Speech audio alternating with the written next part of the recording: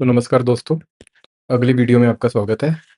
तो अभी तक हम 3 वीडियोज़ बना चुके हैं, जिसमें हमने जो 550 लैक्स का हमने सैंपल पोर्टफोलियो सोचा था, उसमें से हम 35 लैक्स ऑलरेडी इन्वेस्ट कर चुके हैं, म्यूचुअल फंड और डेट में। अब जो मैंने कहा था कि हम 30% स्टॉक्स में करेंगे, इस वीडियो में हम उसकी स्ट्रैटेजी सीखेंगे। तो दोस्तों, पहली बात तो आप कहेंगे कि जब हमने म्यूचुअल फंड अपने पोर्टफोलियो में ऐड कर ही लिए, तो स्टॉक्स में को प्ले करने की क्या ज़रूरत है? बिकॉज़ हर किसी के पास इतना टाइम नहीं होता कि एक-एक स्टॉक को एनालाइज़ करे और उसमें एंट्री कब ले, एग्ज़िट कब ले, ये चीज़ें एनालाइज़ करनी बहुत मुश्किल हो जाती हैं। तो इस वीडियो में मैं यही डिस्कस करूँगा कि पहली बात तो हम स्टॉक्स को अपने पोर्टफोलियो में क्यों रखेंगे? इसका सिंपल रीज़न ये है दोस्तों कि जब कोई सिक्योरिटी ट्रेंड करती है, जैसे आप ये इन्फी का चार्ट खुला है, अगर इसको हम वीकली टाइम फ्रेम पे देखें, तो इसने पोस्ट कोविड इसका रन अप देखो, ये 200% चला है ऑलमोस्ट 2 सालों में। और हम अगर कोई और स्टॉक्स लें, जैसे भारत इलेक्ट्रॉनिक्स का स्टॉक लें, ये पोस्ट कोविड ही कितना चला है, ये अभी तक चल रहा है, ये 1600%। आप इमेजिन कर सकते हो 1800 दिनों में 1600% कोई चीज़ चली हो। तो ये जो अल्फ़ा है, जो इक्विटी क्रिएट कर सकती है, ये एक इंडिविजुअल स्टॉक को बाय करने में ही पॉसिबल है। और म्यूचुअल फंड भी ऐसे स्टॉक्स बाय करते हैं, पर म्यूचुअल फंड के ऊपर बहुत लिमिटेशन होती हैं। उनके पोर्टफोलियो में बहुत 50 स्टॉक्स, 10 100 स्टॉक्स, 150 स्टॉक्स, इतना बड़ा पोर्टफोलियो होता है। तो म्यूचुअल फंड में ये जो अल्फ़ा है, एक स्टॉक को बाय करने का, तो वो कैप्चर नहीं हो सकता। वो एक इंडिविजुअल स्टॉक को अगर हम अपने पोर्टफोलियो में ऐड करें, ये एक इंडिविजुअल ही कैप्चर कर सकता है। तो जो हमने अपने पोर्टफोलियो में ये जो 30% भी इसकी रेशियो रखी है, अगर इसको हमने सही से मैनेज कर लिया, तो इसका इतना पोटेंशियल है कि वो ये 70% के म्यूचुअल फंड से भी ज़्यादा रिटर्न दे दे। पर आप कहेंगे अगर ये ज़्यादा रिटर्न दे सकता है, तो 70% म्यूचुअल फंड रखने की क्या ज़रूरत है? हम 30% स्टॉक्स की बजाय 70% स्टॉक्स रख लेते हैं। तो उसका सिंपल यही कारण है कि हमारा जो फिलॉसफी है कि हमें लार्ज लॉस अवॉइड करना है। इस फिलॉसफी को भी हमें ध्यान में रखना है। इसलिए हम सिर्फ़ 30% एक्सपोज़र ही लेंगे और उसका अपर लिमिट जो स्टॉक में गेन होने का अपर लिमिट है, वो इनफ़ाइनाइट है। नीचे गिरना तो अगर हमने ₹100 लगाए तो हमारा ज़्यादा से ज़्यादा ₹100 ही ज़ीरो होगा। बट ऊपर वो 100 का 1000 भी बन सकता है, 10,000 भी बन सकता है, 1 लाख भी बन सकता है। तो ऊपर का पोटेंशियल कैप्चर करना इनफ़ाइनाइट है। इसलिए हमने जो 30% है, ये बहुत ही आइडियल फिगर है कि जिसमें हम अपना रिस्क को भी मैनेज कर सकते हैं और हम जो अल्फ़ा है, जो इंडिविजुअल स्टॉक को प्ले करने में कैप्चर हो सकता है, वो भी कर सकते हैं। तो जैसे मैं थोड़ा-सा जो ट्रेंड ट्रेडिंग की अपनी स्ट्रैटेजी है, वो डिस्कस करने से पहले मैं थोड़ा बेसिक डिस्कस करूँगा। हालाँकि काफ़ी सारे व्यूअर्स को ये चीज़ें ऑलरेडी पता होंगी, बट फिर भी एक बहुत ही ब्रीफ वे में अगर हम ये डिस्कस करें, तो सबसे पहले तो हम जो ट्रेंड ट्रेडिंग करेंगे, वो टेक्निकल एनालिसिस के थ्रू करेंगे। अब आप पूछोगे टेक्निकल एनालिसिस क्या होती है? तो बेसिकली अगर एक किसी चार्ट को स्टडी करना, ये अगर जैसे मैंने चार्ट खोला है, यहाँ पे आप देखो डब्ल्यू मार्क है, तो बेसिकली इसे कहते हैं कैंडलस्टिक्स चार्ट। और इस चार्ट में मैं पहले निफ्टी ओपन कर लेता हूँ। जैसे निफ्टी का मैंने वीकली चार्ट है, कैंडलस्टिक चार्ट लगाया है। तो इसका कुछ नहीं मतलब है, इसका ये मतलब है कि जो एक से जैसे ये कैंडल है, जो 1 सितंबर को शुरू हुई। तो इस कैंडल में क्या है कि जो लोअर पॉइंट होता है, अगर कोई ग्रीन कैंडल है, तो ये इसका ओपन है। आप यहाँ पे भी चेक कर सकते हैं। ये जो ऊपर आ रहा है जहाँ सिंबल के साथ में भी लिखा आ रहा है ओ, ये इसका ओपन हुआ 24,425 पे और इसने इस वीक के अंदर हाई कितना लगाया? ये ऊपर जाते-जाते हाई गया है ये 25,024 तक और फिर ये वीक क्लोजिंग होते-होते ये नीचे गिरा है 24,700 744 पर। तो इ इस चीज़ को एक कैंडलस्टिक्स चार्ट चार्ट कहते हैं। अगर इसी की जगह मैं अगर लाइन चार्ट को बना दूँ यहाँ पे, तो ये इस वीक में इस लाइन का क्या मतलब है? इसका क्लोजिंग प्राइस है 24,407 रुपए।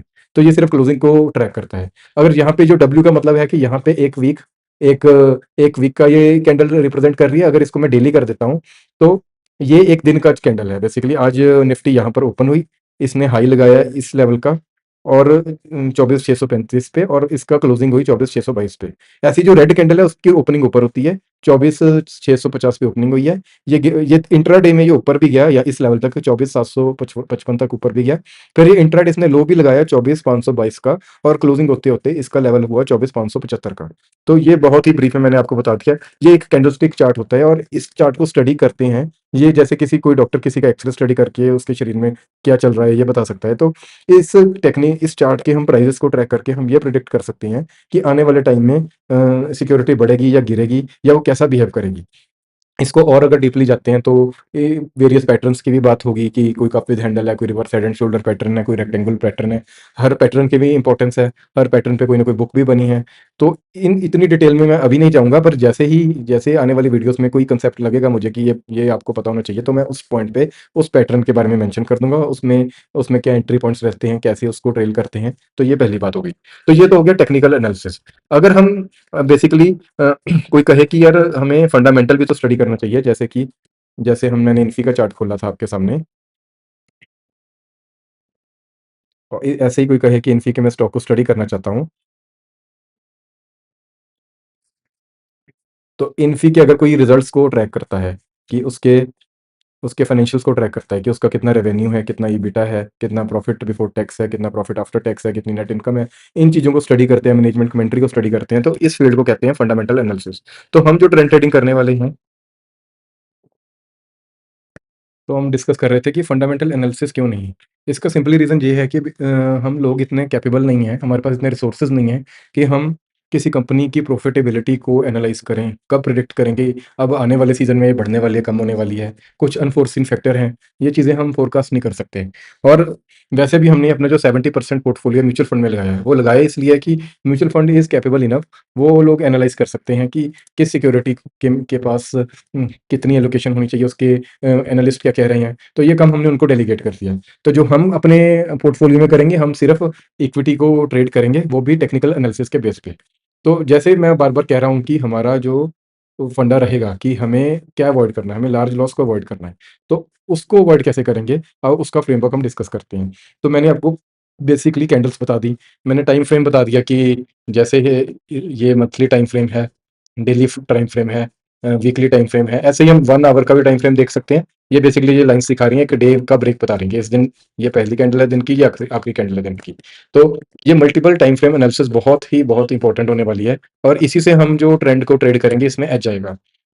और तो एक होता है एक इस चार्ट में ना हम वेरियस इंडिकेटर्स भी लगा सकते हैं। तो हम जो इंडिकेटर लगाने का क्या मतलब है कि इस प्राइस को से डिराइव होकर कुछ ना कुछ और इन्फॉर्मेशन, जैसे आप देखें आरएसआई का रिलेटिव स्ट्रेंथ इंडेक्स है, तो ये बड़ा फेमस इंडेक्स है, ये लगा दिया जाए प्राइस से बनेगा। फिर एक ऐसे ही एक एक वो है, एक इंडिकेटर है मूविंग एवरेज। तो मूविंग एवरेज का क्या मतलब है?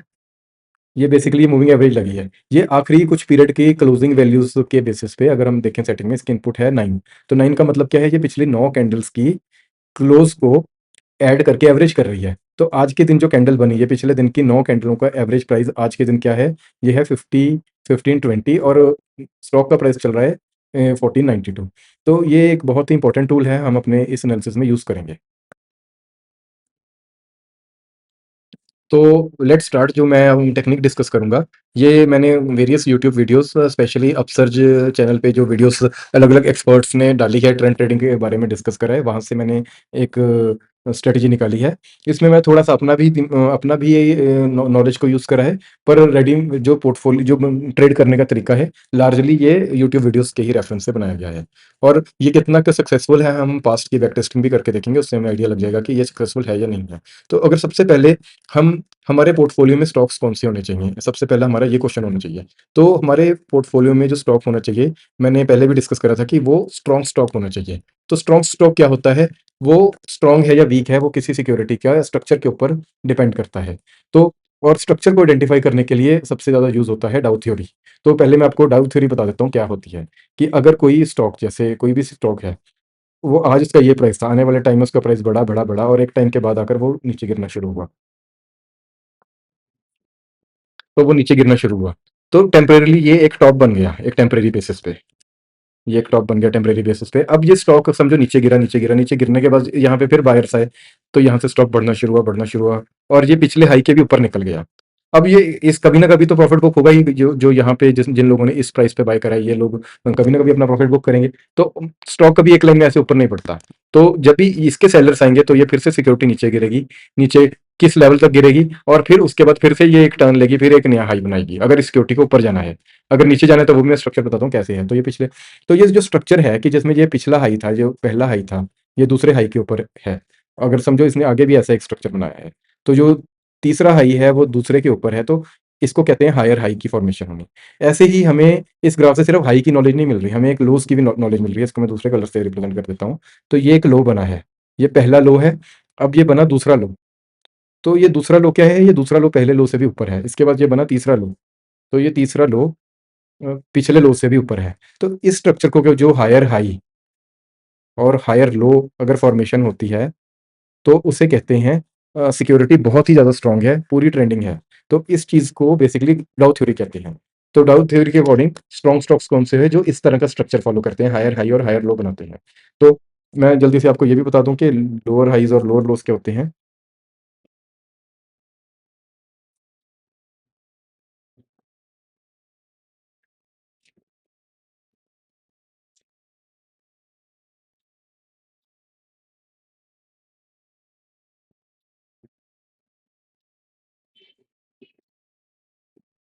तो समझो कोई सिक्योरिटी अब इस तरह की चाल है अगर किसी सिक्योरिटी की, ये एक हाई बना, अब ये लो ऐसे नीचे गया, अब ये अगला हाई बना, ये उसके नीचे गया, ये अगला हाई बना, ये उसके नीचे गया, तो this pattern is called lower high and lower लो। तो ऑब्वियसली आप लोग समझ गए होंगे कि ये सिक्योरिटी बहुत वीक है, इसका ट्रेंड डाउन है और इसका क्या मतलब है कि इस सिक्योरिटी में अभी ज़्यादा पैसा नहीं आ रहा। इस सिक्योरिटी पे जो भी इन्वेस्टर है, फंडामेंटल हो चाहे टेक्निकल हो, उसको इस सिक्योरिटी पे अभी भरोसा कम है। इसीलिए वो इस तरह का लोअर हाई और लोअर लो स्ट्रक्चर बना रहा है। तो हम बेसिकली अपने पोर्टफोलियो में इस तरह के स्टॉक को बिल्कुल भी नहीं रखना पसंद करेंगे और इस तरह के स्टॉक्स हम अवॉइड करने की कोशिश करेंगे। एक और स्ट्रक्चर भी होता है दोस्तों कि जैसे एक हाई बना, एक लो बना, फिर एक नया हाई भी बना, इसके बाद एक नया लो भी बन गया, इस तरह का स्ट्रक्चर भी बन सकता है। इस तरह की चीज़ को कहते हैं रेंज। तो ये इस तरह के स्टॉक्स भी पॉसिबल होते हैं। इस तरह के पैटर्न को कहते हैं रेंज और इस तरह के स्टॉक्स को भी हम अपने पोर्टफोलियो में रखेंगे नहीं। हमारा सिर्फ एक ही ऑब्जेक्टिव है कि हम अपने पोर्टफोलियो में स्ट्रॉन्ग स्टॉक्स रखेंगे जो हायर हाई और हायर लो स्ट्रक्चर को फॉलो करते हैं। तो ये तो बात हो गई डाउ थ्योरी की। तो जैसे आप सभी ने डाउ थ्योरी को अच्छे से समझा, तो डाउ थ्योरी में क्या है कि हमें जो भी स्टॉक हमें अपने पोर्टफोलियो में रखना है, वो स्ट्रॉन्ग होना चाहिए। और स्ट्रॉन्ग होने का मतलब ये है कि किसी सिक्योरिटी का जो भी पिछला हाई है, जिस टाइम ये अगर ये सिक्योरिटी इस हाई को ऊपर क्रॉस कर देती है, तो बेसिकली इसका स्ट्रक्चर अब स्ट्रॉन्ग हो गया। अब इसका पिछला लो ये है, तो जब तक ये सिक्योरिटी जब भी ये नीचे गिरती है, ये जब तक अपने पिछले लो को ब्रेक नहीं कर देती, तब तक क्या होगा कि इस सिक्योरिटी को हम अप ट्रेंडिंग ही मानेंगे। अगर ये पुल बैक देती है इतना, तब भी ये अप ट्रेंडिंग सिक्योरिटी है। अगर ये इतना पुल बैक देती है, तब भी ये अप ट्रेंडिंग सिक्योरिटी है। तो पहली बात तो हमें मन में ये क्लियर कर लेना चाहिए कि हम किसी भी सिक्योरिटी को अपने पोर्टफोलियो में रखेंगे, उसका स्ट्रक्चर डाउ के हिसाब से हायर हाई, हायर लो बनना चाहिए। और जब तक ये पिछले लो को अपने तोड़ नहीं देता, तो हम जो भी पुल बैक आएगा, इसे हम बाइंग ऑन डिप्स की तरह यूज़ करेंगे कि ये हमें एक मौका दे रहा है कि एक अच्छे स्ट्रक्चर वाली सिक्योरिटी को बाय करने का सस्ते रेट पे मौका दे रहा है। तो सबसे पहले तो हमें हमारा ये बात मतलब हो गई। अब अब सिर्फ डाउ थ्योरी को अगर हम सोच लें, तो डाउ थ्योरी अपने आप में कंप्लीट नहीं, हमें एंट्री एग्जिट नहीं बता सकती। डाउ थ्योरी से हमें एक आइडिया लग जाता है कि कौन सी सिक्योरिटी स्ट्रॉन्ग है और किसका स्ट्रक्चर ठीक है। पर अगर हमें एंट्री एग्जिट करनी है और हमें उसे ट्रेल करना है, तो ट्रेल का मतलब है कि अगर अगर किसी स्टॉक में हमें प्रॉफिट हो रहा है, तो हम उसको कब कब तक होल्ड करेंगे, कब हम उसे बेचने का सोचेंगे। तो ये सारे डिसीजन लेने के लिए हम दूसरा जो इंडिकेटर यूज़ करेंगे, वो है मूविंग एवरेज। तो मैं पहले आपको एक मूविंग एवरेज प्लॉट करके दिखा देता हूँ।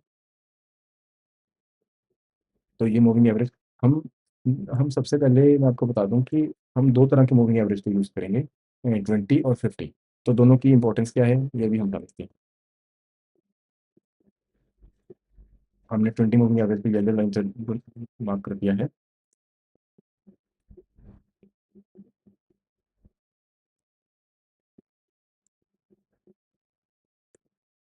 मूविंग एवरेज को समझने से पहले दोस्तों मैं बता दूं कि जब भी आप किसी सिक्योरिटी को एनालाइज कर रहे हो, अब जैसे हमने निफ्टी का ही चार्ट खुला हुआ है, इसने क्या करा है कि इसने एक पिछले समझो ये हाई था इसका, इसके ऊपर चले गया, एक हाई बनाया। अब इसने जो पुल बैक करा है, इसके हिसाब से अगर हम देखें, तो ये एक स्ट्रक्चर बना, ये एक लो गया और इसके बाद ये हाई बनाया है। तो ये पिछला लो है। तो बेसिकली जब तक ये इस लो के नीचे नहीं आ जाता, तब तक तो ये अप ट्रेंडिंग सिक्योरिटी। पर इसका पुल बैक देखिए, अगर आप पुल बैक देखोगे, इसमें 20 मूविंग एवरेज है इसका, इसके नीचे भी पुल बैक दे दिया है। तो ये ज़्यादा इसका मतलब क्या है कि जिसका पुल बैक बहुत ही ज़्यादा बड़ा है, तो वो एक है तो स्ट्रॉन्ग स्टॉक, अभी स्ट्रक्चर अच्छा है तो स्टॉक तो स्ट्रॉन्ग है। बट इसका स्ट्रॉन्गनेस इसकी बहुत अच्छी नहीं है, बिकॉज इसका पुल बैक थोड़ा सा ज़्यादा हो रहा है।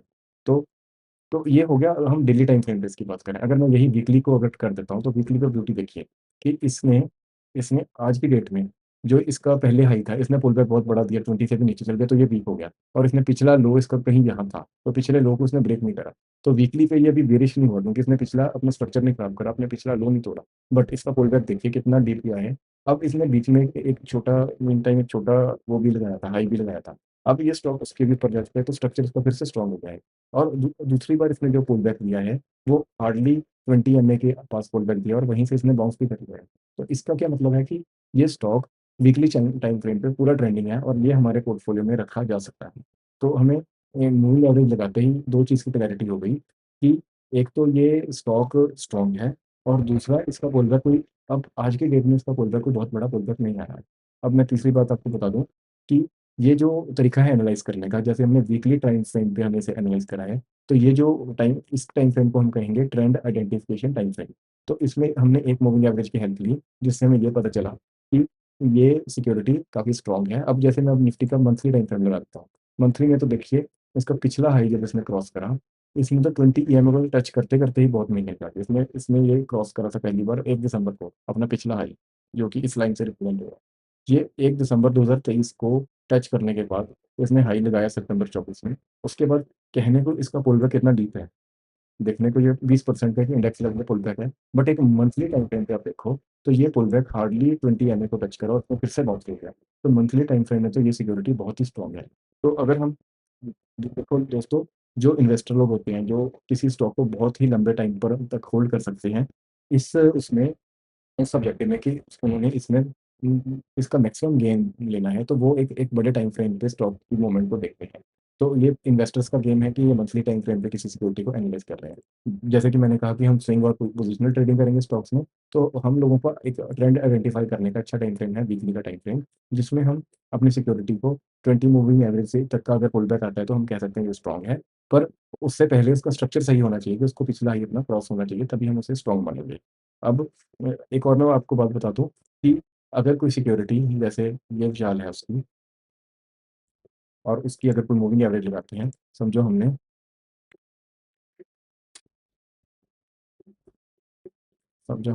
उसकी 20 मूविंग एवरेज येलो कलर से बना दी, तो जो लोग इस मूविंग एवरेज पे बाय कर रहे हैं, उस टाइम फ्रेम में जिसमें ट्रेंड आइडेंटिफाई करा है, जो 20 मूविंग एवरेज पे बाय कर रहे हैं, इन लोगों को हम कहते हैं मोमेंटम बायर्स। क्योंकि इन्होंने कोई बड़ा पुल बैक दे ना दे, उनको इससे मतलब नहीं है। उनको ये अपॉर्चुनिटी मिली कि स्टॉक ने करेक्शन दी है और 20 ईएमए तक आने की एक अच्छी खासी करेक्शन है, तो उन्होंने बाय कर लिया।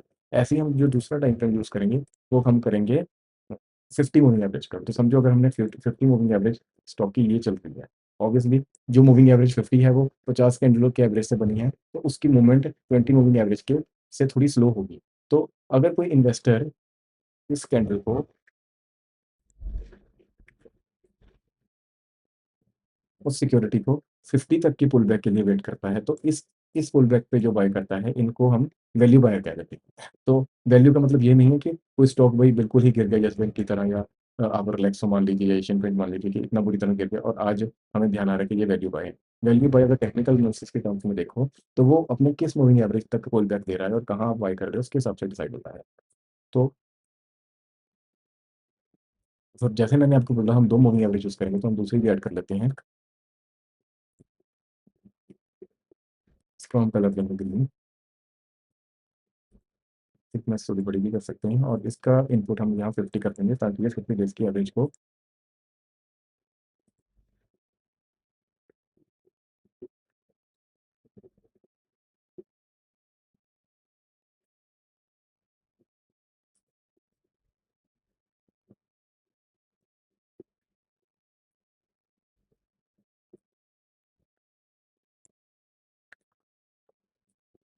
तो ये हमारे प्लॉट हो गए।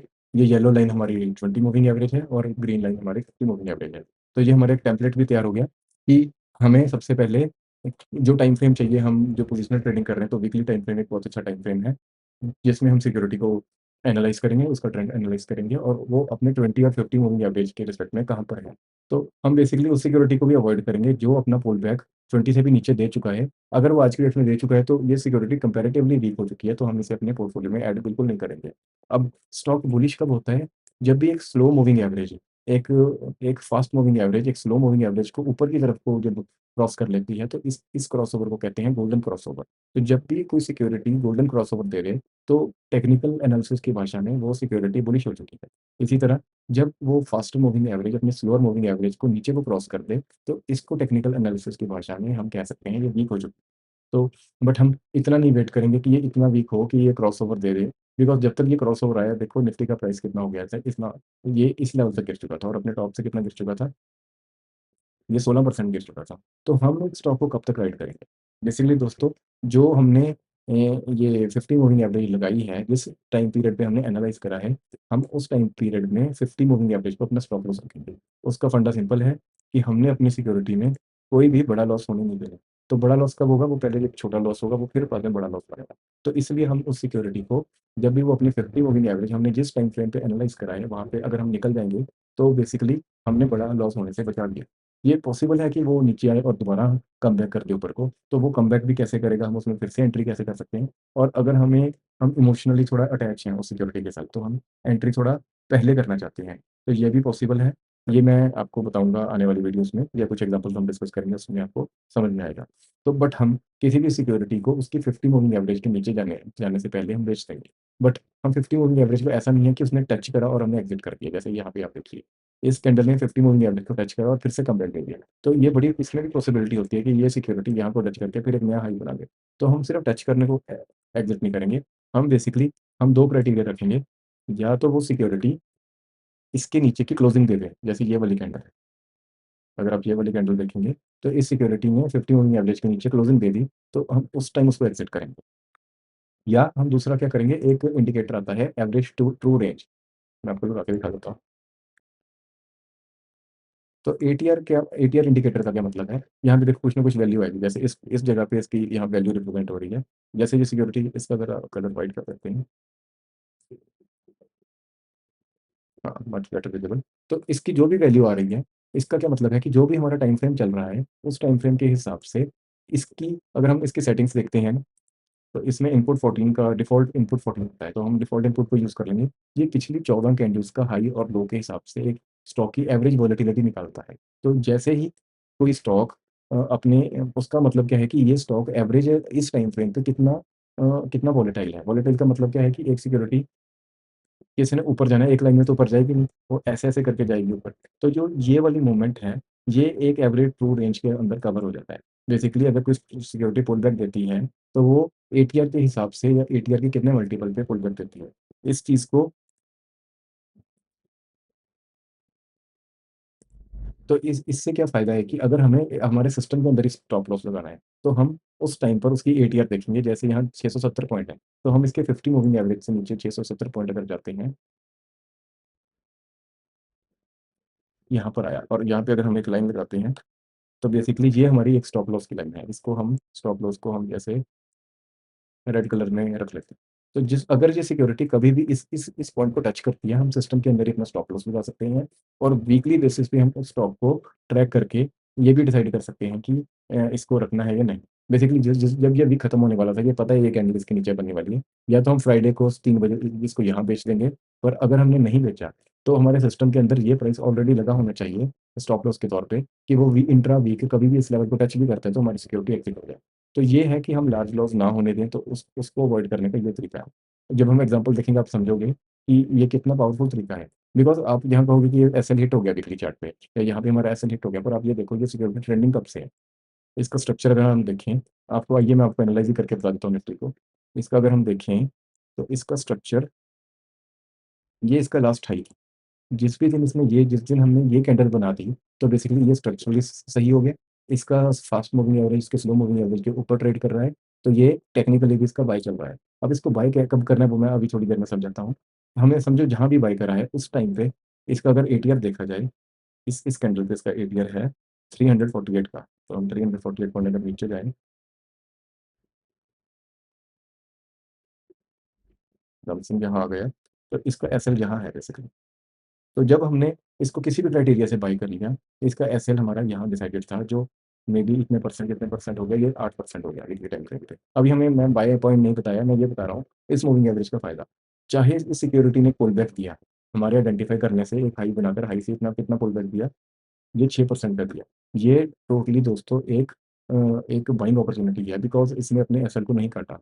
मैं ये भी बता दूँ कि इस सिक्योरिटी का स्ट्रक्चर इस कैंडल पे इस कैंडल पे कंफर्म हो गया था कि ये डाउ थ्योरी के हिसाब से एक स्ट्रॉन्ग स्टॉक है। ठीक है दोस्तों? तो इस अब देखो, अब जैसे-जैसे इसने चाल ऊपर को करी, हमारा स्टॉप लॉस भी ऊपर को शिफ्ट होता रहा। जो हमने इनिशियल रिस्क लिया था, ये मैं आपको एक्सेल पे कैलकुलेशन भी करके बताऊँगा कि इनिशियल रिस्क का क्या मतलब है। और जो हमने क्या कहते हैं, जो हमारा स्टॉप लॉस है, एवरी वीक ये कुछ पॉइंट ऊपर जाता रहा, कुछ पॉइंट ऊपर जाता रहा, और समझो अगर हमने इस लेवल पे हमने स्टॉक की बाइंग करी थी, जब तक ये इस कैंडल तक पहुँचा, हमारा स्टॉप लॉस भी इस लेवल तक पहुँच चुका था। तो हमारा बेसिकली ये रिस्क फ्री हो चुका है, या ये जो इंडेक्स है, ये रिस्क फ्री हो चुका है। हम इसमें आज की डेट में लॉस नहीं बुक करने वाले, बिकॉज़ हमारा ये स्टॉप लॉस ट्रेल होकर ऊपर जा चुका है। तो हमारा ये स्टॉप लॉस कहाँ कटा? हमारा स्टॉप लॉस बेसिकली यहाँ कटा। अगर बाय चांस हमने इसकी बाइंग यहाँ करी होती, तो अगर हम गेम देखें, तो हमारा 518 दिनों में 21% का गेन है। ये एक इंडेक्स को हम एनालाइज़ कर रहे हैं, इसलिए ये शायद आपको गेन कम लग रहा होगा। हम जब इसके एग्ज़ाम्पल स्टॉक्स पे देखेंगे तो आप और समझोगे कि ये कितना बड़े गेन दे सकता है। तो हम दोस्तों, अब हमने वीकली टाइम फ्रेम पे ट्रेंड आइडेंटिफ़ाई कर लिया। बेसिकली इस कैंडल के बाद हमें ट्रेंड में भी कॉन्फिडेंट है, हमें स्टॉप लॉस भी मिल गया, जो मैं आपको समझाने के लिए 50 EMA ही रख सकता हूँ, बट आप समझ गए होंगे कि ATR की क्या इंपॉर्टेंस है। तो हमें स्टॉप लॉस भी मिल गया, और हमें बाइंग कहाँ करनी है? बाइंग देखिए दोस्तों, काफ़ी सारे लोग ब्रेकआउट बाइंग करते हैं। ब्रेकआउट बाइंग भी ठीक है, बट ब्रेकआउट पे अगर हम बाई करते हैं, इस कैंडल पे बेसिकली अगर ये ब्रेकआउट था, तो अगर इस पे बाई करते हैं तो हमारा स्टॉप लॉस बन रहा है 7%। बट इसमें क्या होता है कि हम हम सिक्योरिटी को शायद मे बी थोड़ा महंगा खरीद रहे हो, वी डोंट नो कि ये क्या पता बहुत बड़ा पुल बैक कर दे। तो एक अच्छी एंट्री आती है कि हम उस स्टॉक को पुल बैक पे बाय करें। पर पुल बैक पे अगर हम कोई कहता है कि पुल बैक पे बाय करना है, तो वो कितनी पुल बैक हम बाय करें? तो बेसिकली हमारा जो मैं आपको सिस्टम बताने जा रहा हूँ, हम इसमें दो एंट्रीज रखेंगे एक स्टॉक को बाय करने की। वो एंट्री क्या होंगी कि जिस भी टाइम फ्रेम पे हमने एनालाइज करा है, उसकी से एक लेवल छोटे टाइम फ्रेम पे हम चल जाए। जैसे हमने एक वीकली टाइम फ्रेम पे एनालाइज करा है, तो हम डेली पे चल जाएंगे। अगर हम डेली का आप चार्ट देखते हैं, तो बेसिकली इस कैंडल के बाद ये स्टॉक बुलिश है। तो जब भी ये सिक्योरिटी अपने 20 मूविंग एवरेज को टच करती है, तो इसने सबसे पहली बार 20 मूविंग एवरेज को यहाँ टच करा, तो हमने इस प्राइस पे हमने एक बाइंग कर, हम इसको ग्रीन से डोनेट कर देते हैं। और दूसरी बाइंग कब करनी है? जब वो सिक्योरिटी अपने 50 मूविंग एवरेज को टच करती है, तो दूसरी बाइंग हमारी इस लेवल पे हो गई। तो हमने इन 2 लेवल पे हमारी बाइंग हो गई है, और हमारा स्टॉप लॉस क्या रहेगा? हमारा जिस टाइम फ्रेम पे हमने ट्रेंड ट्रेंड एनालाइज़ करा है, उसका 50 मूविंग एवरेज। तो हमारा 50 मूविंग एवरेज ये हमारा स्टॉप लॉस रहेगा। तो अगर हम इन 2 प्राइसेज़ पे बाय करिए, तो हमारा एवरेज प्राइस तकरीबन 19,500 के करीब रहेगा। तो हमारा गेन कितना होगा कि जब जब जब तक हमारा एसएल आया, तो हमारा 20% का हमारा गेन हो चुका था सिक्योरिटी में। तो इसको हम पूरा मैथमेटिकली अब मैं कैलकुलेट करके बताऊँ कि जैसे हमारी पहली एंट्री आई 19,623 पर। तो मैं आपको एक एक्सेल शीट बता सकता हूँ। तो हम सबसे पहले हमारी देखिए, पहली बात तो है कि कोई भी एंट्री करने से पहले हमें रिस्क डिफाइन करना पड़ेगा किसी सिक्योरिटी पे हम कितना रिस्क लेना चाहते हैं। तो रिस्क का मतलब है कि जैसे हमने 15 लाख का हमारा पोर्टफोलियो सोचा था।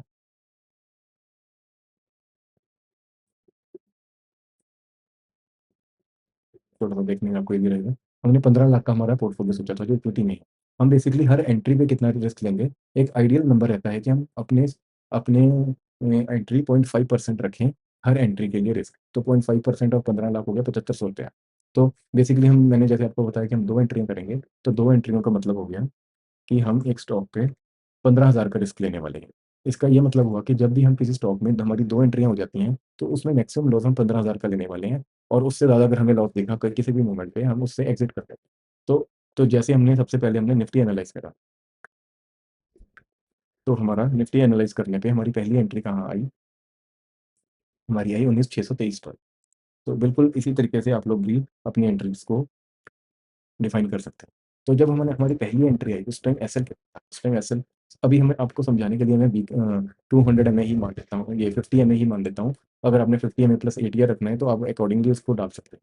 तो अगर उसकी वैल्यू कितनी है, तो जिस टाइम हमने एंट्री करी, अ, उसकी वैल्यू है 18,073। एसएल लेवल है 18,073। और हमारी दूसरी एंट्री, ये निफ्टी की पहली एंट्री है, ऐसी निफ्टी की दूसरी एंट्री कब आई? ये है 19,300 का लेवल, 296। और हमारा एसएल उस टाइम कितना था जब दूसरी एंट्री आई? तो ये एसएल है हमारा, वैसे भी परसेंटेज देखने की जरूरत नहीं है। 18,175। 18,175। तो तो दोस्तों तो दोस्तों, अब हमारा कितने पॉइंट्स का एसएल हुआ इस सिक्योरिटी में? वैसे तो ये इंडेक्स है, हम इसे ऐसे खरीद नहीं सकते अनलेस हम फ्यूचर में खरीदें। बट चलो मान लो निफ्टी एक स्टॉक है, तो उसके हिसाब से हमने एंट्री डिफाइन कर ली।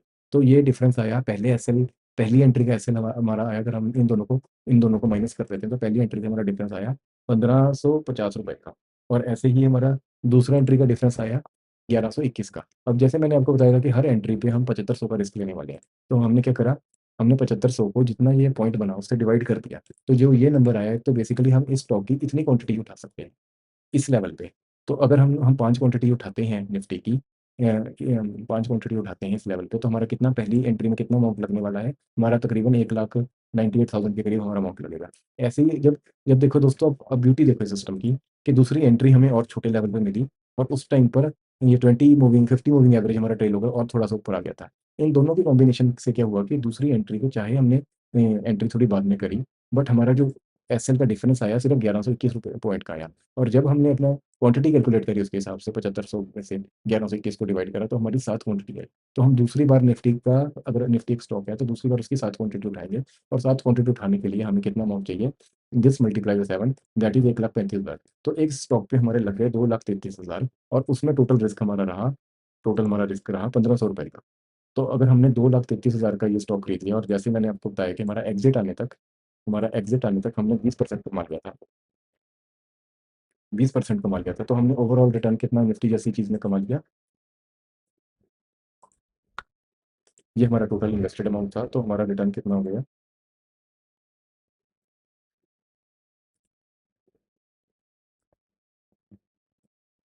तो हमारा रिटर्न कितना हो गया, हमारे फाइनल वैल्यू ये हो गई, और हमारा रिटर्न कितना हो गया। तो हमने 50,000 के करीब निफ्टी जैसी सिक्योरिटी में पैसे कमा लिए इस स्ट्रेटजी को ट्रेड करके। तो आई होप आपको ये क्लियर हो गया। अब मैं थोड़े से एग्जांपल बता देता हूँ आप लोगों को, जिससे और क्लैरिटी हो। सबसे पहले तो मैं बता देता हूँ कि जैसे हमने, अगर ये, अब जैसे हमने वीकली और डेली का कॉम्बिनेशन लिया, वीकली पे ट्रेंड आइडेंटिफाई करा और डेली पे हमने एंट्री ली। ऐसे ही दूसरा तरीका क्या है कि हम मंथली पे ट्रेंड आइडेंटिफाई कर सकते हैं। जैसे अगर मंथली पे मैं करके दिखाऊं, मंथली पे भी ये सेम जगह पे यही ब्रेकआउट लेवल है, और मंथली का एसएल थोड़ा सा बड़ा हो गया। मंथली का एसएल हमारा ब्रेकआउट लेवल था, तो ये लेवल था। तो मंथली पे अगर जैसे ये ब्रेकआउट लेवल है, तो हमारी एंट्री वीकली 20-50 एम पे लेंगे हम। तो वीकली जब हम देखें, वीकली 20 एम ये यहाँ पे पहली बार टच हुई, और दूसरी बार, और इसका 50 एम तो टच ही नहीं हुआ। एसएल पहले आ गया आई थिंक, नहीं एसएल तो इसका मंथली टाइम फ्रेम पे आया ही नहीं, अभी तक नहीं एसएल आया। तो दूसरी एंट्री हमारी हुई, आप देखिए दूसरी एंट्री हमारी कितनी कितनी देर के बाद हुई होगी। ये इस लेवल पे अगर हमने ऑर्डर लगा के रखा है, नहीं तो इस लेवल पे हमारी दूसरी एंट्री हुई, जहाँ पे हम स्टॉप लॉस ले रहे हैं अपने पहले मेथड के हिसाब से, जिसमें हम पोजिशनल ट्रेडिंग कर रहे हैं। वहीं पे अगर हम ट्रेंडिंग ट्रेडिंग कर रहे हैं, बेसिकली हम बहुत last term long term investor की तरह ट्रेडिंग कर रहे हैं, तो हमारी दूसरी एंट्री देखो पहली एंट्री से कितनी एक्सपेंसिव, 20%। बट उसका फ़ायदा क्या है, इस टाइम फ्रेम पे हमारा एग्जिट नहीं आया, और आज की डेट में अगर हमने इन 2 लेवल पे हमारी इन्वेस्टमेंट करके था, तो हमारा बेसिकली रिस्क यहाँ पे जितना भी होगा, हमारा कोई एवरेज प्राइस यहाँ आया होगा, तो हमने निफ्टी जैसे स्टॉक में 17% के गेन में खड़े हैं तकरीबन 600 दिनों में, और हम अपने स्टॉप लॉस से सिग्निफिकेंट दूर हैं, बिकॉज आज की डेट में स्टॉप लॉस इसका यहाँ है। दोस्तों मैं आपको बता दूं, अगर हम मंथली टाइम फ्रेम पे आप लोग एंट्री करना चाहते हो, तो इसका 50 MA ही बहुत है ऐसे करने के लिए। इसमें हम एटीआर का अगर हम और तड़का लगा देंगे, 1300 पॉइंट अगर जैसे हमने और तड़का लगा दिया, तो आप ये देखिए हमने हमने टॉप से कितना गेन मिस कर दिया। हमने टॉप से ऑलमोस्ट 20% का गेन मिस कर दिया। इसलिए मंथली जैसे टाइम फ्रेम पे हमें एटीआर का यूज़ करने की जरूरत नहीं है। ये वीकली और या डेली हम पे एंट्री करते हैं, उस टाइम हमें एटीआर की ज़रूरत है, बिकॉज हम वॉलेटिलिटी में ऐसे ही स्टॉक से बाहर नहीं होना चाहते। तो अगर अगर अब हम एग्जांपल अगर डिस्कस करते हैं, तो निफ्टी एक मंथली टाइम फ्रेम पे एक बहुत स्ट्रॉन्ग ट्रेंडिंग सिक्योरिटी है, जिसने सिर्फ 20 MA का एक मोमेंटम पुल बैक दिया है। पर वीकली चार्ट पे ये आज की डेट में एक रिसेंट हाई लगा दिया, तो आज की डेट में ये, इसमें जब तक ये हाई नहीं क्रॉस कर रहा, इस पूरे पीरियड को हम इसको कहेंगे ये रेंज में चल रहा है। ऐसे ही अगर हम बैंक निफ्टी को देखते हैं, बैंक निफ्टी को अगर हम वीकली टाइम फ्रेम पे देखते हैं, तो बैंक निफ्टी का पिछला हाई था ये, पिछला हाई था ये, और जिस दिन इसने इसको क्रॉस कर लिया, तो ये एक ट्रेंडिंग में आ गया, और उस टाइम पे इसका, उस दिन नहीं आया, बेसिकली इसका मूविंग एवरेज वीकली पे इस दिन क्रॉस हुआ था। 50 मूविंग एवरेज के ऊपर 20 मूविंग एवरेज इस कैंडल पे निकला था। तो इसका बेसिकली इस कैंडल के बाद हम ट्रैक कर सकते हैं कि ये एक ट्रेंडिंग सिक्योरिटी होगी, और उसका उस टाइम पे स्टॉप लॉस है ये लेवल, बेसिकली ये ग्रीन है। तो इसको अगर हमने बाय करना होता, तो हम डेली टाइम फ्रेम पे जाएंगे, हमारी एक बाइंग इस लेवल पे होगी, और ये फॉर्चुनेटली कह दीजिए ये गैप डाउन खुला, तो हमारी पहली एंट्री हो गई इस लेवल पे, और दूसरी एंट्री हो गई हमारी, अगर ये हमने ऑर्डर लगा के रखा, तो इस लेवल पे भी एग्जीक्यूट हो जाएगी, वरना हमने बहुत ईजिली दूसरी एंट्री इस लेवल पे कर ली है। और आज की डेट में अगर हम देखें, इसका एसएल इतना है, एसएल अगर एटीआर को भी यूज़ कर लेंगे, तो एटीआर 1200 पॉइंट और माइनस कर दो, तो तकरीबन इतना एसएल है। तो आज की डेट में बैंक निफ्टी की हमारे एवरेज प्राइस इतनी है, और हमारा ये पोजीशन चल रही है। अब और अगर मैं आपको और ट्रेंडिंग सिक्योरिटी दिखाऊं, तो नेटवर्क है टेक्नोलॉजीज। तो इस स्टॉक को अगर हम देखें, तो इसका देखो, अगर वीकली चार्ट देखते हैं, तो ये नीचे से इतना चल चुका है, ये 200% चल चुका है और इसकी अब जाके एंट्री दे रहा है ये स्टॉक में। तो हम स्टॉक्स में क्या करेंगे, हम थोड़ा-सा अपनी इसी नॉलेज को और थोड़ा एक्सप्लोरेट करेंगे। हम जिन स्टॉक्स का, जैसे ये एक आईपीओ स्टॉक है जो 2023 में लिस्ट हुआ था। तो मैं आईपीओ स्टॉक्स को ट्रेड करने की स्ट्रैटेजी भी आने वाली वीडियोज़ में बताऊँगा। नहीं तो ये वाली वीडियो काफ़ी आई थिंक बड़ी हो जाएगी। तो हम ऐसे स्टॉक्स को जल्दी आइडेंटिफ़ाई करने के लिए हम डेली पर आ सकते हैं। जैसे ही हम डेली टाइम फ्रेम पर आते हैं, तो देखिए इसने यहाँ से एक बहुत हेवी फॉल दिया। तो अगर हम बाय चांस इन्वेस्टेड हैं, चाहे डेली पे चाहे वीकली पे, इसने हमारा एसएल कट कट गया, या यहाँ पे या यहाँ पे आप किसी भी लेवल पे मान लीजिए। अगर हमारा यहाँ पे एसएल कट गया तो हमने इतना बड़ा एक तो फॉल बचा लिया अपने पोर्टफोलियो में, 50% का फॉल होने से बचा लिया। उसके बाद अगर बाय चांस आपको लगता है कि ये स्टॉक बहुत ही स्ट्रॉन्ग है, मुझे ये पसंद है, मैं इसको पोर्टफोलियो में रखना चाहता हूँ, तो हम अपने इस क्राइटेरिया को मीट होने की वेट करेंगे। और पैरेलली हम ये भी चाहते हैं कि हम इस स्टॉक को लेने में लेट ना हो जाएँ, तो इसलिए हमने इसका ट्रेंड आइडेंटिफिकेशन टाइम फ्रेम को डेली मार्क कर लिया। तो ज जब इसने एक हाई बनाया, तो ये एक एक हाई बन चुका है। तो अब हमें इस सिक्योरिटी का स्ट्रक्चर चेंज होने के लिए एक एक हाई मिल चुका है। और ये पहला हाई तो हमें इस दिन मिला, और जब ये गिरने के बाद इसने तकरीबन इसी लेवल पे दोबारा से रेजिस्टेंस लेके गिरा, तो ये इसने ये कन्फर्म कर दिया कि ये वाला हाई एक बहुत ही इंपॉर्टेंट लेवल है। अब आने वाले टाइम में क्या हुआ, सिक्योरिटी गिरी, दोबारा बढ़ी, तो एक नया हाई हमें मिल गया। क्योंकि हम एंट्री जल्दी करना चाहते हैं, तो हमने दूसरा स्ट्रक्चर को आइडेंटिफाई करने का लेवल इसको मार्क कर दिया। इसको मार्क करते ही आप ब्यूटी देखिए कि ये नीचे गिरा, दूसरी बार फिर ऊपर गया और इसी लेवल पे इसने फिर से गिरना पसंद करा। इस बेसिकली इस स्ट्रक्चर को हम कहते हैं डबल टॉप। जब भी किसी सिक्योरिटी में डबल टॉप बन जाए, तो वो जब तक इस लेवल के ऊपर नहीं जाता, तो इसको हम कह देते हैं कि ये बेरिश है या रेंज में जा चुका है। तो अब ब्यूटी देखिए आप दोस्तों, इस सिक्योरिटी ने इस दिन अपना स्ट्रक्चर बदल दिया। बहुत सारे ट्रेंड को ट्रेड करने वाले लोग इस ब्रेकआउट पे भी बाइंग कर लेते हैं। बट मैंने जो आपको सिस्टम बताया है कि ये बहुत ही पीसफुल है, ये बहुत ही पैसिव है। आप वीकेंड पे भी इन चीज़ों को एनालाइज़ करके ऑर्डर डाल डाल के छोड़ सकते हैं। तो इसने इस दिन अपना स्ट्रक्चर चेंज करा, उस दिन इसका स्लोअर मूविंग एवरेज जो 20 मूविंग एवरेज है, उसने 50 को भी ऊपर क्रॉस कर लिया। तो इस दिन के बाद हम इस सिक्योरिटी को बाय करने का सोच सकते हैं। अब दोस्तों, हम हमें हमारी बाइंग होगी कब? जब हमने डेली पर हमने ट्रेंड को आइडेंटिफाई करा है, तो इसकी बाइंग लेवल निकालने के लिए हमें आवरली पर जाना पड़ेगा। जैसे ही हम आवरली पर जाते हैं, अब देखिए इस दिन हमने ट्रेंड को आइडेंटिफाई कर लिया। तो जो सबसे पहले हमने 20 मूविंग एवरेज को इस लेवल पे टच करा। तो हम मार्क ही कर लेते हैं, हमने पहली एंट्री हमारी बनी यहाँ पर। और दूसरी बार इसने अपने ये 50 मूविंग एवरेज को, दूसरी एंट्री हमारी बेसिकली बनी है। तो हमने एक टाइमली ट्रेंड भी आइडेंटिफाई कर लिया, टाइमली हमारी एंट्री भी हो गई। अब आप ब्यूटी देखिए कि इसका एसएल जब हमने एंट्री करी थी, तो एसएल हमारा था ये लेवल। हम इसी को मान लेते हैं। वैसे डेली में तो बिना एटीआर के आप काम ही नहीं कर सकते। हम क्लोजिंग ऑफ बिलो डेली भी नहीं हम कंसीडर करेंगे, हम एटीआर को के नीचे क्लोज होना या एटीआर को टच होना ही मानेंगे एक्विट। इसका रीज़न सिंपल बिकॉज़ ये है कि daily chart is more volatile than weekly chart, and weekly chart is more volatile than monthly chart. तो इस सिचुएशन में हम सबसे ज़्यादा वोलेटिलिटी के एरिया में हम ट्रेड कर रहे हैं, तो हमें अपनी सिक्योरिटी को बढ़ने के लिए हमें स्पेस देनी पड़ेगी। आप तकरीबन देख लीजिए, अपने इसने अपने 50 मूविंग एवरेज को यहाँ पे टच करा, पर यहाँ से बाउंस ले लिया। इसने दूसरी बार फिर टच करा। इनफैक्ट इसने एक बेयरिश क्रॉसओवर भी दे दिया था, जिसको हम डेथ क्रॉसओवर बोलते हैं, जिसमें इसका 20 मूविंग एवरेज अपने 50 मूविंग एवरेज से नीचे जा गया, चले गया। बट फिर भी हम इससे एग्जिट नहीं होंगे, बिकॉज़ इस पॉइंट पे हमारा एसएल क्या होना चाहिए था। जैसे एटीआर हम देख पा रहे हैं इसका 59 है, तो हम 59 पॉइंट्स हम नीचे मार्क कर लेते हैं। तो ये है, तो हमारा एसएल ये लेवल होना चाहिए।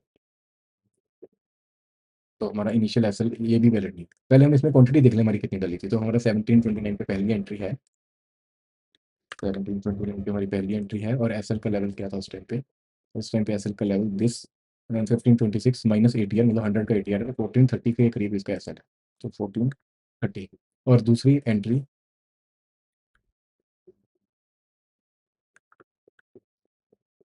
एंट्री, हमारी हुई। देखिए दोस्तों, मे भी आपको लग रहा हो वीडियो लंबी हो रही है, बट ये एक ऐसी लर्निंग है जो एक बार आपके दिमाग में बैठ गई, आप किसी भी वीक स्टॉक को अपने पोर्टफोलियो में कभी नहीं रखेंगे, और स्ट्रॉन्ग स्टॉक से आप कभी भी जल्दी नहीं निकलेंगे। उससे हमारा पैसा हमेशा ही अच्छी सिक्योरिटीज में लगा रहेगा, और हमें एक बहुत अल्फा जनरेट करने का मौका रहेगा। 1785 पे हमारी दूसरी एंट्री है, और उस टाइम पे हमारा एसएल क्या था। अब देखो दूसरी एंट्री में हमारा, हमें थोड़ा-सा चाहे पुल बैक के कारण, चाहे पिछली बाइंग से हमें महँगा मिला, बट हम एसएल पॉइंट देख लेते हैं। तो हमारी जैसे मूविंग एवरेज ऊपर बढ़ चुकी थी, तो 1562 माइनस एटीआर इज़ 100, तो 1465 के करीब हमारे दूसरा एसएल होगा। 1465। अब देखिए, हमारा ये चाहे स्टॉक बढ़ गया है, हमारा एसएल भी बढ़ गया है, तो एसएल पॉइंट चाहे उतना ही तकरीबन बना है, तो हम हमारी क्वांटिटी 7,500 के हिसाब से रिस्क लेते हैं। तो पहली क्वांटिटी हमारी 43,000 की बाई हुई, और दूसरी क्वांटिटी हमारी 41,000 की बाई हुई। तो टोटल बाइंग हमारी हो गई, तो टोटल बाइंग हमारी 84,000 की हो गई। अगर समझो हमारे पास समझो 2 लाख रुपए फ्री पड़े हैं ट्रेडिंग प्लॉट, हम इसको और भी खरीदना चाहते हैं, तो मैं वो भी आपको समझा देता हूँ। जब हमारी ये दो बाइंग हुई, तो जिस दिन उसने इसको टच करा और ये ऊपर बढ़ना शुरू हुआ, उस टाइम पे हमारा एस एल कितना था? 1710 -80 -1630 के करीब हमारा एस एल। जब हमारा 1630 के करीब एस एल हो गया और हमारी एंट्री थी, हमारी एवरेज प्राइस यहाँ एंट्री थी, हमारी एवरेज प्राइस यहाँ था 1750 के करीब। तो अगर अगर हमारा एवरेज प्राइस 1750 के करीब था और हमारा एस एल 1695 के करीब था, तो हमारे सिर्फ 55 पॉइंट्स का हमारा एसेट बना और हमारी क्वांटिटी उस टाइम पे 2,38,000 तक की हमारी एंट्री हो सकती थी। बट हमारे पास ऑलरेडी स्टॉक जैसे 84,000 का पड़ा था, तो हम इस स्टॉक में इतना पैसा और लगा सकते हैं। तो देखो ये कितना ही मैकेनिकल सिस्टम है, जिसमें अगर आपने और पैसा भी लगाना है वो भी लगा सकते हैं। आपको डिसिप्लिन से सिर्फ एक एक्सेल मेंटेन करना है। और अब आप इसमें गेन देखिए, इसमें तसल्ली से अगर ये पॉइंट देखें हम, 1875 -65 मीन्स 1810, तो इसका लो कितना है? 1812। आप देखो कितना ब्यूटीफुली सिस्टम ने इसका एसएल नहीं कटने दिया। 1810 के करीब हमारा एसएल था, इसका इसका लो कितना लगा है? अगर आप ऊपर चेक करेंगे तो इसका लो 1812 लगा है। तो हमारा एसएल नहीं कटा और ये सिक्योरिटी को यहाँ पे बिकी नहीं हमारी।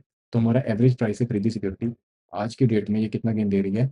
ये 100% गेन दे रही है, जिसमें हमारा एसएल बहुत दूर हो चुका है हमें। और इनफैक्ट इसमें स्ट्रक्चरली ये हाई को भी काटा, इस हाई को भी काटा, इसने स्ट्रक्चर को भी और करा। तो बेसिकली अगर कोई इसको पिरामिड भी करना चाहता है, पिरामिड करने का मतलब है कि इसमें और पोजीशन भी बनाना चाहता है, तो जैसे मैं पर्सनली कैसे करूँगा अपने पोर्टफोलियो में कि एक एंट्री मेरी, 2 एंट्रीज़ यहाँ हो गई, उसके बाद स्टॉक ने एक डबल टॉप का स्ट्रक्चर बना दिया यहाँ पे। जब भी ये इसके ऊपर जाता है, इस डबल टॉप के ऊपर जाता है, तो मैं फिर से इस इसके इसके आवरली चार्ट पे इसके इसके 20 और 50 मूविंग एवरेज को टच करते ही मैं और बाइंग कर लूँगा इस स्टॉक में, जिसमें मेरा मेरा स्टॉप लॉस मेंटेन रहेगा, ये वाला लेवल। तो इस तरीके से दोस्तों, स्ट्रक्चर नया बनते ही इस स्टॉक को और भी बाय कराया जा सकता था। और जो 100% का गेन है, जो दूसरी एंट्री बेसिकली हमारी यहाँ कहीं हो जाती, तो दूसरी एंट्री का गेन भी हमारा 60% था, पहली एंट्री का गेन हमारा 100% था। तो आप देख रहे हैं ये दिन कितने लगे हैं? आप देख लो, हार्डली 4 महीने भी नहीं लगे और हमारा पैसा डबल हो गया। तो सही स्टॉक आइडेंटिफाई जब आप कर लेते हैं और आपके पास ऐसा सिस्टम है, तो आप राइड कर सकते हैं पूरे स्टॉक को। अब मैं आपको थोड़े से ऐसे एग्जांपल भी बता देता हूँ। अब जैसे हम मैं पास्ट के जो लीडर्स हैं, जो पिछले बुल रन में चले थे, जैसे मैंने बेल की डिस्कशन करी थी, एक बार उसका चार्ट दिखा देता हूँ। ये जो जिनके चार्ट काफ़ी सफिशिएंट बने हुए हैं, तो हम इनको एनालाइज़ हम वीकली चार्ट पे ही कर सकते हैं। अगर हम वीकली चार्ट पे भी जैसे एनालाइज़ करते हैं, तो ये बिफोर कोविड के बाद भी इसने एक एंट्री दी, या इसका ऑल टाइम हाई बेल का ये था 64 रुपीज़ का। तो अब ब्यूटी देखिए सिस्टम की, चाहे आप इस स्ट्रक्चर के इम्प्रूव होने पे इसकी एंट्री करते हैं, या चाहे अगर आपको फंडामेंटली ये कंपनी में कोई भरोसा है, तो एक ये भी हाई था, इसके ब्रेकआउट होने पे भी आप इसको बाय करते हैं। या एक बहुत ही ऑब्वियस डबल टॉप वाला हाई यहाँ बना था, इसके ब्रेकआउट पे भी आप इसको बाय करने का प्लान करते हैं। तो इस सिक्योरिटी ने पहले ब्रेकआउट के बाद भी जो ये पुल बैक दिया, तो डेली चार्ट्स पे ये कहीं न कहीं बाइंग होगी हमारी। या दूसरे ब्रेकआउट पे भी जब इसने ये पुल बैक दिया, यहाँ पे हमारी एक बाइंग तो पक्का हुई होगी। हम डेली चार्ट पे देखकर पता चलेगा कि 2 बाइंग हुई कि नहीं हुई। या तीसरे बार भी जो ब्रेकआउट दिया और इस कंसोलिडेशन में तो पक्का हमारी 2 एंट्रीज हो गई। तो अगर हम मान लेते हैं हमने यहाँ कहीं सिक्योरिटी को खरीदा, तो इसका ब्यूटी देखिए, इसमें यहाँ पे हमें थोड़ा सा परेशान करा जब ये टॉप से इतने परसेंट गिर गई थी, 22%। पर अगर हम यहाँ एटीआर लगाते थे 6 रुपीज़ का, मीन्स 85 रुपीज़, 85 रुपीज़ का हमारा एसएल था उस टाइम पर। हमारा एसएल हिट नहीं हुआ, हमारी एंट्री कहीं यहाँ कहीं थी, और इस सिक्योरिटी को हमने, आप मान लीजिए हमने इस लेवल तक ट्रेड करा होगा, तो हमारा पोटेंशियल गेन कितना हो गया? हमारा तो पोटेंशियल गेन हो गया 359% इन 1200 डेज। ऑलमोस्ट 4 साल में हमने 400 गुना का रिटर्न, मतलब 4 गुना हमारा, 5 गुना हमारा पैसा हो गया 4 साल में। आप देख सकते हैं सिस्टम की ब्यूटी। ऐसी अगर हम एचसीएल को देखें, एचसीएल ने भी, मेन अब मैं ये इस चीज़ को इसलिए बताता हूँ कि जो सिक्योरिटी ने ट्रेंड करना है, वो कभी भी अपना ये slower moving average of trending time frame को नहीं वॉयलेट करते। कई लोग क्या करते हैं कि प्राइस एक्शन में स्टॉप लॉस लगाते हैं, कि जैसे इसने ये ब्रेकआउट दिया तो इस लो के नीचे स्टॉप लॉस लगा दिया, इसने जब जब ये ब्रेकआउट करा तो इस लो के। तो इस सिक्योरिटी में वो मेथड भी चाहे चल गया हो, बट आप मोस्ट ऑफ द टाइम जब बहुत सारे स्टॉक को ट्रेड करेंगे, तो आप देखेंगे कि ये सिक्योरिटी अपने पिछले लो को एक बार ब्रेक करती है, जैसे यहाँ पे इसने अपने लो को ब्रेक करा और फिर ऊपर चलती है। तो मूविंग एवरेज वाइज अगर हम स्टॉप लॉस लगाते हैं, तो हम इस तरह की वॉलेटिलिटी से बच जाते हैं।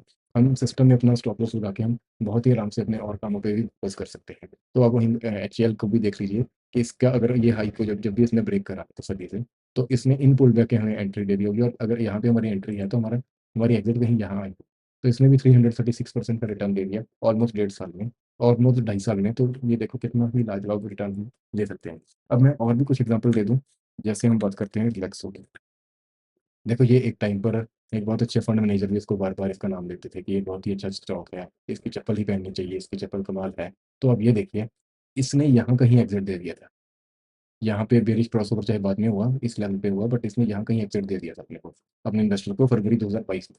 उसके बाद इसकी हालत देखिए, कहाँ तक गिरा है ये। ये अपने उस स्टॉप लॉस के लेवल से 60% तक गिरा है, और आज की डेट में 60% गिरा हुआ है, और 60% से ज़्यादा भी गिर चुका था। तो ऐसे स्टॉक हमारे पोर्टफोलियो में रहेंगे ही नहीं। इसने यहाँ पे ज़रूर बुलिश ब्रेकआउट दिया। अगर पर हम इसका पिछला हाई का स्ट्रक्चर देखेंगे, तो हम इसके ऊपर सिक्योरिटी को हाथ ही नहीं लगाने वाले।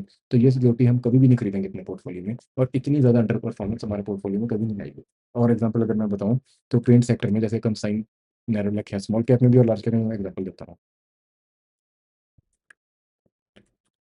कंसाइन नेरोलैक का अगर पेंट्स देखोगे, तो आपने समझो आपने बहुत सस्ते लेवल पे भी हमने आपने बहुत पहले ही भी इसकी एंट्री कर ली हो, बट इस पोर्टफोलियो ने जब इसने अपने 50 मूविंग एवरेज को यहाँ कहीं ब्रेक करा, कोई मतलब नहीं बनता था सिक्योरिटी को अपने पोर्टफोलियो में रखने का। आप उसकी परफॉर्मेंस देखिए, जब इसने ये ब्रेक डाउन करा, आज की डेट में ये कितना डाउन, ये 20% डाउन है, और ऑलमोस्ट 2600 दिन, ऑलमोस्ट 8-9 साल का पीरियड हो गया है, ये इतना डाउन है। और बाई चांस आपको ये भी लगा होगा कि इसने एंट्री दे दी, इसने इससे अपने हायर हाई स्ट्रक्चर को यहाँ पे ही ब्रेक करा, ये क्रॉसओवर भी था, इस पुल बैक में हमारी बाइंग भी होगी। तो क्या हुआ दोस्तों, अगर हमारी यहाँ बाइंग भी हो गई, इसमें यहाँ पे हमारा एसएल कट गया है, तो हमारी अगर यहाँ बाइंग हुई है, हमारा एसएल कट गया, एसएल हमारा कितना कटा है, 4%। आप एक्सेप्ट कैलकुलेशन अपने सिस्टम पे कर सकते हैं। इसमें दोबारा स्ट्रक्चर इंप्रूव करने की नौबत ही नहीं थी। अब रिसेंट है इसका ये बना, रिसेंट हाई इसका ये बना, उसके बाद इसका अब रिसेंट हाई ये बना है, उसके बाद इसका रिसेंट हाई ये बना है। तो इस सिक्योरिटी को मतलब ही नहीं बनता अपने पोर्टफोलियो में रखने का, जब तक इस लेवल को क्रॉस नहीं करता, और उसके बाद भी आपको बहुत कन्विक्शन है कि पेंट सेक्टर चलेगा, तो शायद आप खरीद सकते हैं। इनफैक्ट जिस सिक्योरिटी ने इतनी बेरिशनेस दिखाती हो, उसको आप डेली चार्ट पे भी कभी मत पढ़ो। डेली चार्ट पे आपको दिखेगा कि ये एक हाई है, ये एक हाई है, बट डेली चार्ट पे इसको बाइंग अपॉर्चुनिटी मत ही ढूंढो, बिकॉज यहाँ पे वोलेटिलिटी में हमारी बाइंग करवा दी, फिर ऐसे होगा। इससे अच्छा ये है कि वीकली चार्ट में थोड़ा सा कन्फर्मेशन से इसकी बाइंग करी जाए, और फिर जब इसमें ट्रेंड आ जाए तो तसल्ली से ट्रेंड ट्रेड करा जाए। ऐसे ही एशियन पेंट के हम हाल देख लेते हैं। एशियन पेंट इन्वेस्टर्स को बहुत पैसा बनाकर दे चुका है, बट अगर हमारे पास ये सिस्टम होता, ये वाला जो फॉल है, इसमें हम ज़रूर एग्ज़िट हो गए होंगे। ये अपना एटीआर 61 था, तो ये 117 पॉइंट गिरा है, तो अगर हमने यहाँ कहीं सिक्योरिटी को खरीदा, हमारे यहाँ एग्ज़िट आ गई, और कोई कहने वाला कहेगा कि ये आज की डेट में यहाँ पहुँचा हुआ है, तो ये हमने गेन मिस कर दिया। तो दोस्तों, यहाँ अगर एग्ज़िट आ भी गई है, तो इसने दोबारा जो हाई बनाया, इसने इस लेवल पे जो हाई बनाया, और जब उसके ऊपर क्लोजिंग दी, और उसके बाद जब ये पुल बैक हुई, हमारी बाइंग हुई, अब ये आप मान सकते हैं कि एसएल कट गया होगा, 69 रुपीज़ का एसएल। ये लो, हाँ, 114 पे दिया था, तो हाँ, एसएल कट गया होगा, तो फिर क्या होगा? तो अगर हम इस साई को मार्क कर लेते हैं, हमारी फिर से एंट्री हो गई, तो इसमें फिर यहाँ पे एसएल कट ओके कर लेते हैं। ये 200 पॉइंट है और 130, यहाँ पे भी एसएल हमारा कट गया है। तो यहाँ पे भी हम, अगर हमारी एंट्री कहीं यहाँ होती, तो हमने यहाँ पे 10% का एसएल दिया। यहाँ हमारी इस ब्रेकआउट, इससे पिछला ब्रेकआउट से ये वाला, तो इस यहाँ एंट्री होती, तो हमारा एसएल यहाँ पे भी हम 20% का समझे एसएल ले चुके। अब जब इसने ये वाला ब्रेकआउट दिया, हमारी एंट्री यहाँ कहीं हो गई होती, तो फिर हमारी एग्जिट कहाँ होगी? हमारी एग्जिट इस कैंडल पे हुई 32%। तो हमने 32% फिर भी कमा लिया ऐसे स्टॉक में, जिसकी परफॉर्मेंस बहुत ही बेकार रही है। और इनफैक्ट ये जब ब्रेकडाउन देने के बाद इसने ये जो हाई बनाया, इसने कोई एंट्री नहीं दी। तो एशियन पेंट, जिसको कहते हैं कि फंडामेंटली ब्लू चिप कंपनी है, ऐसे स्टॉक को हम पोर्टफोलियो में कभी ना रखते, और ये 20% डाउन है ऑलमोस्ट 1400 दिनों में अपने पोर्टफोलियो में। तो ये तरीका है दोस्तों एक स्टॉक को ट्रेड करने का, और कैसे उसमें पोजीशन बिल्ड करी जाती है। और ये इतना सिस्टमेटिक है कि आप बिल्कुल ही इसको पैसिवली आप अपने सिस्टम में ऑर्डर लगा के छोड़ सकते हैं। आने वाली वीडियो में मैं ये भी दिखा दूंगा कि ऑर्डर हम ज़रूरत है हमें, हम अगर हम ऑर्डर प्लेस करना चाहते हैं कैसे कर सकते हैं। और अब अपने हम अपना पोर्टफोलियो भी बनाएंगे, 15 स्टॉक्स का जो है वो पोर्टफोलियो भी बनाएंगे, तो आने वाली वीडियोस में आपको मैं ये सब कुछ समझाऊंगा। तो अभी के लिए थैंक यू दोस्तों, मिलते हैं अगली वीडियो में।